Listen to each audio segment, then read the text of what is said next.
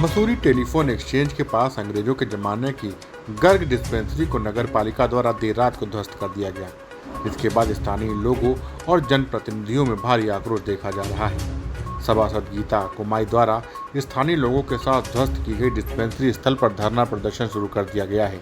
उन्होंने कहा कि नगर पालिका अध्यक्ष अनुज गुप्ता द्वारा डिस्पेंसरी से लगे होटल संचालक से मिली भगत कर लाखों रुपए का भ्रष्टाचार कर षड्यंत्र के तहत अंग्रेजों के जमाने की डिस्पेंसरी को चौड़ीकरण के नाम पर तोड़ दिया गया है, जो दुर्भाग्यपूर्ण है। मैं पालिका अध्यक्ष अनुज गुप्ता जी की भ्रष्ट नीतियों से मेरे साथ साथ जनता भी त्रस्त हो रही है। पिछले 5 वर्ष से हम सब ये झेलते ही आ रहे हैं।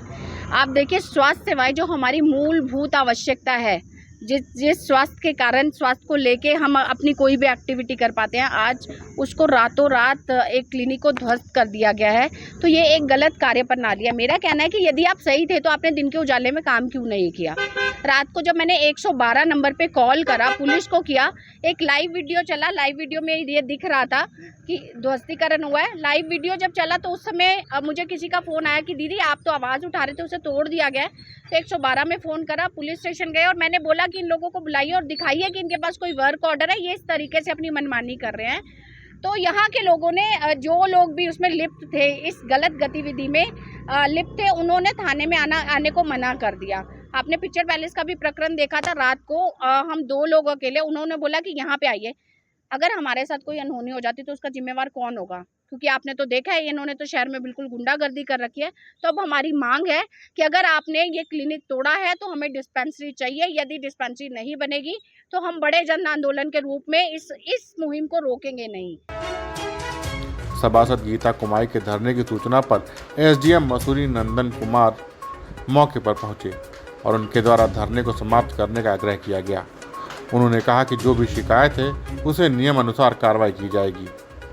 धरने पर बैठी गीता कुमाई ने कहा कि नगर पालिका अध्यक्ष अनुज गुप्ता द्वारा अपने कार्यकाल में बड़े भ्रष्टाचार को अंजाम देकर जनता की गाढ़ी कमाई को ठिकाने लगाया गया है, जबकि अंग्रेजों के जमाने के समय की डिस्पेंसरी को ध्वस्त किए जाने का प्रस्ताव नगर पालिका की बोर्ड बैठक में लाया गया, जिस पर कई सभासदों द्वारा अपनी आपत्ति दर्ज कराई गई थी, परंतु उसके बाद ही पालिका अध्यक्ष अनुज गुप्ता द्वारा रातों रात डिस्पेंसरी को तोड़ दिया गया, जबकि इसकी शिकायत उनके द्वारा स्थानीय प्रशासन और पुलिस से भी की गई, परंतु किसी के द्वारा कोई कार्रवाई नहीं की गई।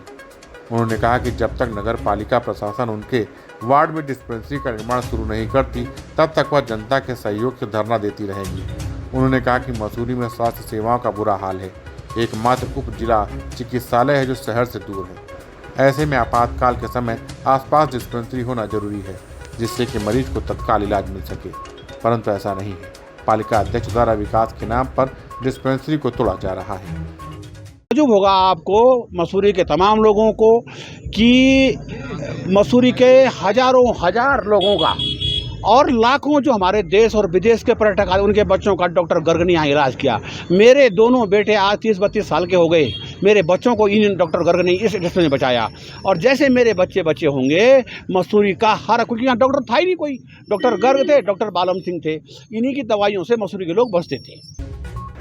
मसूरी से दस्तक टाइम्स के लिए सुनील सोनकर की रिपोर्ट।